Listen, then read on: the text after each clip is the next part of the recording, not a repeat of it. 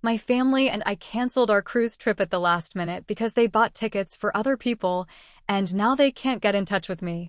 My parents wanted to go on a cruise for their holiday, and they invited me, 25, my boyfriend, 27, my brother, 28, and my brother's girlfriend, 26.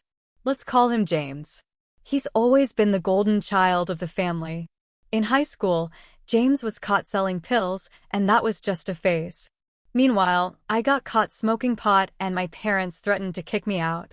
James lost his scholarship 3 times and dropped out of school, but he's still perfect. I graduated half a semester late and didn't work hard enough. James still lives where he went to college, while I live in my hometown near my parents. Not working and not currently in school, my parents frequently buy him plane tickets to visit, but never buy me a ticket to visit him or anywhere else. My parents send him money for rent and necessities, which he recently used to buy a $2,000 dog.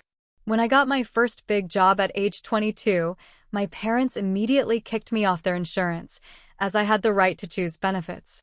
James has always had their insurance, until last year when he turned 26 and I moved back in with my parents after being laid off from my job. To save money, when I found a new job, my parents told me I needed to pay $10,000 in back rent, which had never been discussed before. I did pay it off and recently moved in with my boyfriend. This is my life. James gets everything and I have to work my butt off. Now, my parents say they want to go on a cruise and bought tickets for themselves and James and his girlfriend.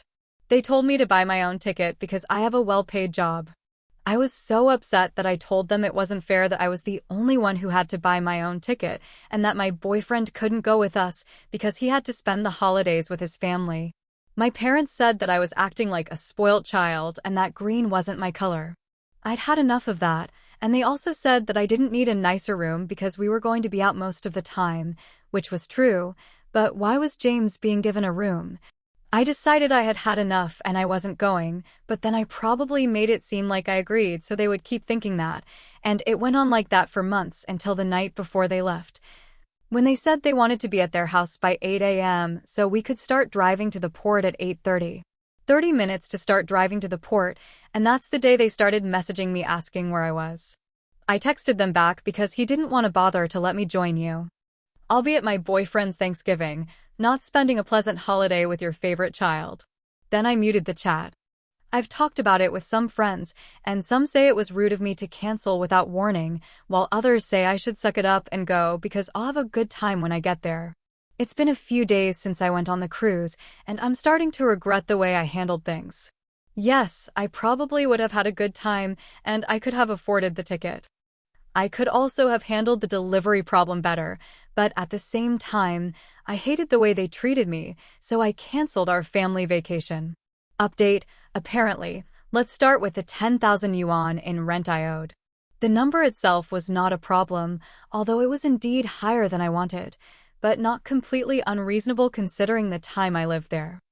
I could not rent my own place for a cheaper price, and if I moved in with them, my savings would be used up and I would probably be in debt. While I was unemployed and looking for a new job, I had a regular job and also did some freelance work, so I could cover my daily expenses without having to pay rent or utilities. So I understood why my parents wanted me to help them out. I would have been more willing to help them if they had made their expectations clear from the start, rather than surprising me. Paying is because I know it's inconvenient for my parents to let me stay for so long, especially while they're renovating their home, and I don't feel like it's worth it to refuse. I knew it could become a big problem and paying felt easier. Yes, I may be a bit of a coward and I need to fix this. Fortunately, I work in a well-paid profession. I'm a technical writer, so when I got the new position, I was able to pay off my parents within about 6 months, while also saving money to move out. For anyone who's curious, my timeline went like this. I was laid off in January of last year, and I used my savings to pay the rent until the lease expired in June, at which point I moved in with my parents. From June of last year to September of this year, I moved in with my boyfriend. I got my current job in May, and my parents told me that they wanted their money back for the previous rent and continued to collect rent until I moved out. They said it was to motivate me to get back on my feet. Technically, it wasn't all the previous rent, but I just used that term to make it sound more concise. By the time I moved out, the total rent I owed had reached $10,000, and I had already paid most of it back. I also saw some comments about suing my parents, but I think it's worth it or even possible. We never signed a written contract, and I didn't object to paying the money. I don't want them to hold this over me. Going through any legal issues would just bring the whole thing to the surface again, and I'd rather not do that. Now that the money has been paid, at least this matter is behind me. I know I should have been less willing to give in to their demands, but it was hard for me to do so after what I had been through, and I had learned from experience that any refusal would be taken as a sign of ingratitude. I tried to be perfect, hoping that they would treat me as they had treated James. The worst part was that James and I had been close since we were children, and we had spent a lot of time together. He had taught me how to ride a bike and stood up for me when I was bullied. Bullying. I don't think he's a bad person at all, he just never learned to live independently. Our relationship is now strained because he doesn't understand why I have problems with my parents. I miss this older brother. I'd stay up late playing RuneScape with him. I'm sure he completely agrees that he needs extra help, because he always gets it. He doesn't know how to do things or expect anything else, and at least to me he's still nice, but he just doesn't want to see the difference in the way we're treated. Basically, he wants me to put up with it and fit in with the family. Unfortunately, his support disappears as soon as it comes to our parents. I hope that one day James will distance himself from them and we can reconnect. I don't want our relationship to continue suffering because of this. Sorry, I'm getting a bit emotional, but back to the topic of the comments. I saw someone ask why I didn't tell them earlier that I was canceling the trip. I know it was mean of me, but if I had told them earlier, they would have tried to convince me to go over the months, and if I continued to refuse, they would have insulted me. It seemed like too much hassle, and it was much easier for me to do it this way. Yes, maybe it was mean of me, but I did get some satisfaction out of it, and it felt good to treat them the way they treated me. And it didn't actually affect their trip, they still went, just without me.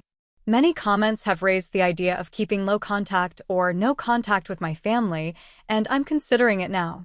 My boyfriend supports the decision, as he witnessed my parents' behavior firsthand.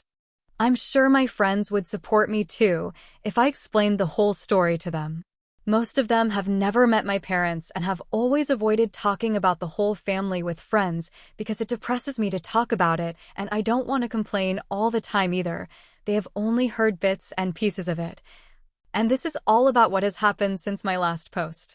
On Wednesday night, my boyfriend and I arrived late at the lodge, and I gave his mom a bunch of her favorite flowers, which she loved. We had a glass of wine, then chatted with his family for a while, and then went to bed.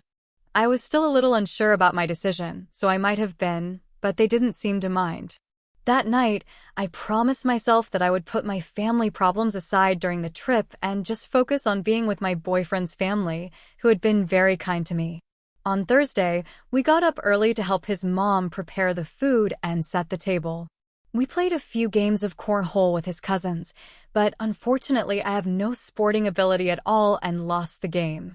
The Thanksgiving dinner was delicious, and his mother is a superb cook.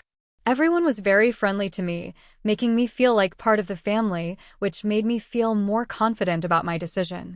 In the evening, his mother told me that she knew the final decision rested with my boyfriend, but that she hoped that one day I could truly become part of the family. I told her that I would be honored if that could really happen, and we hugged. I really hope that day comes. I love my boyfriend very much, and I want to spend the rest of my life with him. His family is also a great asset. Thanksgiving was a lot of fun, and the rest of the weekend was great too. We went hiking, sat around the campfire, played board games, watched movies, and my boyfriend spent some time with his little nephew, watching them play with Legos. Although I don't want to have kids for a while, ER did make me feel a little bit tempted to have kids. We got back yesterday afternoon and already miss everything. It was really a blast, and no family disputes made my family look worse. I feel like I'm rambling a bit now, and to be honest, I probably have been rambling the whole time, but I'm just so excited to share the wonderful time I had on holiday. I definitely made the right decision. Unfortunately, this update is not entirely positive.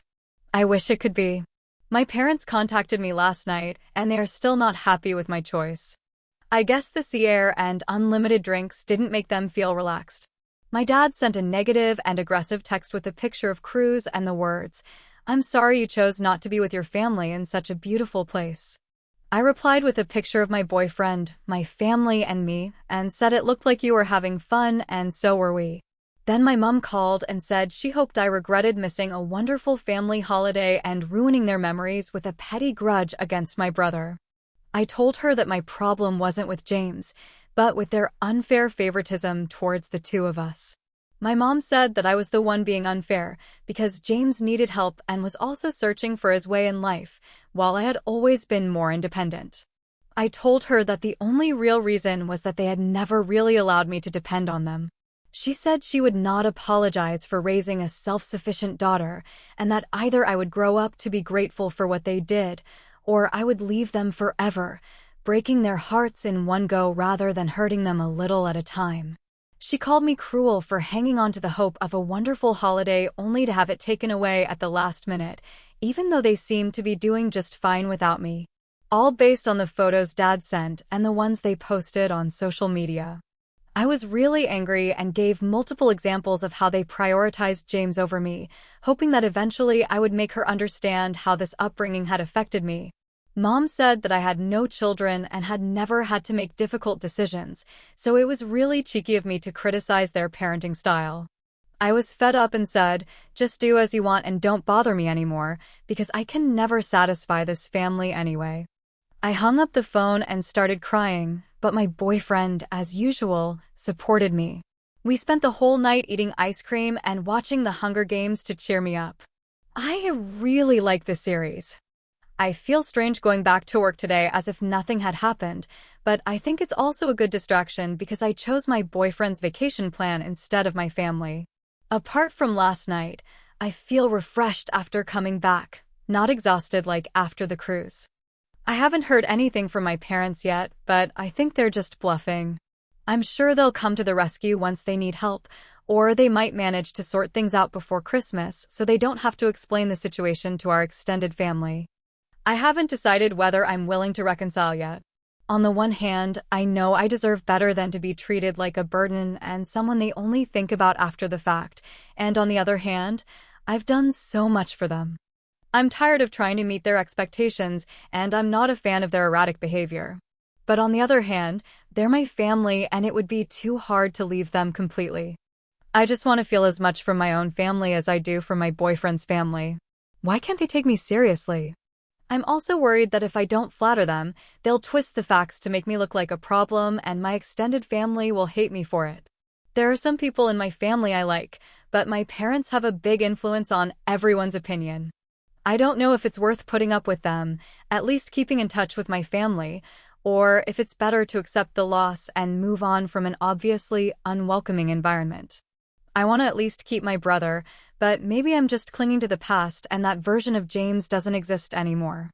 I hope that's not true. I just don't know how to communicate with him because he's been brainwashed by my parents into thinking they can't do anything wrong. I don't know if I can really get my brother back. I have some important things to consider right now, and I don't know if I'm ready to make major changes. I believe I feel more free and relaxed if I at least distance myself from them now, or even cut off contact completely, put my trust in my second best friend, give up on dating my crazy ex-boyfriend, and let him call my parents and ask them to forgive me, so I blocked her. I was almost a loner, with one exception, my best friend Tammy, whom I met in high school and became inseparable with. Things changed a bit in college when my parents forced me to attend a Christian university out of state, and Tammy applied and got accepted to another college in town, so we went there together and were roommates for 2 years before I met my first boyfriend. I called him Trent. At the end of my junior year, I moved in with him. I don't know when it started, but he went from charming and affectionate to controlling. Not wanting to upset anyone, I hit pause and remind you of some of the things he did to me, which is enough to show that he was a sadist. He would belittle me, imply that he could do better, or if he was unfaithful, it was my fault because I wasn't good enough, and he would start touching me. At first, he would push me out of the way when I got in his way, and for whatever reason, if I got in his way, he would slap me. During arguments, he would say I was worthless, that I had wasted his time and his youth, that I was a broken toy that no one would like. I had no real self-esteem, so I always thought there was something wrong with me, and when I called home, I was told that the problem was with me. I started making an exit plan the day after I graduated. He proposed to me. I hesitated. He yelled at me, asked me why, and she threw a punch at the wall right next to my head. I fell to the ground in fear. He tried to comfort me and forced himself on me. I woke up the next morning with the ring on my finger. He forced himself on me again, and later said it was to make up for it, that he forgave me for the way I treated him. That's a brief explanation, but there are too many stories about him forcing himself on me, hitting me, or threatening to kill me. I started making plans, found a shelter in a nearby city, and started hiding things in the trunk of my car. I worked in the service industry at the time, so whenever possible, I took extra shifts and hid my tips in a tampon box in my purse. I was finally ready to leave him, and I left him my phone. I bought a new cheap phone and never used it again. Tammy knew him, she lived nearby, but she didn't know my plan. She messaged me on social media and I told her everything. So when he came over to ask me, she pretended she didn't know and said I'd killed myself. He was calling the police to find me, but he never did. That was years ago. I'm 36 now, Trent is 38, and Tammy has become a bit religious, but I told her that as long as she was happy and safe, I didn't care what she believed in. For years ago, she started inviting me to her church, and I kept refusing until I firmly said that if she brought it up again, I would just walk out or hang up. I don't have a problem with people believing what they want to believe. I just don't want her to get caught up in it. I don't mean to offend anyone of any faith. I'm just an agnostic myself, and if I ever change my mind about my beliefs, I'll decide for myself, but I doubt that will ever happen. She got a job abroad 2 years ago. I acted excited for her, but deep down I was miserable at the thought of losing her. I had no other family at the time, and not much contact with my family, and while I had some acquaintances, no one who really knew me. I worked through it with my counselor and moved on. We stayed in touch online and chatted on video regularly. She took me to London and I showed her what life was like after I moved to Texas. We documented our explorations of the new city, but then one day, her pace of life slowed. While visiting old friends in our college town, she asked if I would have the chance to fly to Texas this summer and if I could stay with her for a few days. A few days? I excitedly agreed. And just at the beginning of this month, a few weeks ago, she arrived. On the first day, she had nothing to do all day, but I think she was just tired. On the second day, we went out and got drunk, and she started crying. I asked us to call Uber to go back to my house and asked her what was wrong. At this time, she asked me not to hate her and told me that she was with Trent. She has been with him for almost a year. I was so shocked I couldn't even speak. She continued saying it wasn't what I thought, that he had changed, that he had found Jesus and it had changed his life, and that he deeply regretted the way he had treated me. The more she said, the more I shut down. I didn't even feel angry. I just stared at her. She went on and on until she said, "Please, say something," and I spoke. I told her to leave. She started explaining again. She hated him forever, but they kept meeting. He went to church to show he'd changed, etc. I didn't interrupt her, but when she stopped talking again, I just repeated myself. She continued to argue, and I just let her finish and then repeated myself until she picked up her things and left. There was silence between us for a week, until my dad texted me that Tammy had called my parents crying and told me not to be so self-righteous. After all, I didn't want to get back together with him. And this is what I get for marrying a man who wasn't married. Then she texted me, reiterating her point of view and strongly urging me to video chat with him to see for myself if he had changed and to forgive him. Then she accused me of not being able to move on in their relationship because I was unforgiving and of being rude when I asked her to leave. I spent the whole week thinking about whether I was crazy to think this was a huge betrayal and a relationship breaker. I mean, who dates their friend's ex? But this time I blocked her because she implied that my account of events was exaggerated and malicious. I don't think I am, but my mom and her family think I am T, at least because I alone threw her out of a strange city when she was just being honest with me. Update 1. Trent took 2 weeks. I have a full-time job but also work part-time as a bartender in the service industry. He showed up at the bar, which is a small bar, and one of the regulars is Daisy F30S, to whom I had confided in about Trent and Tammy.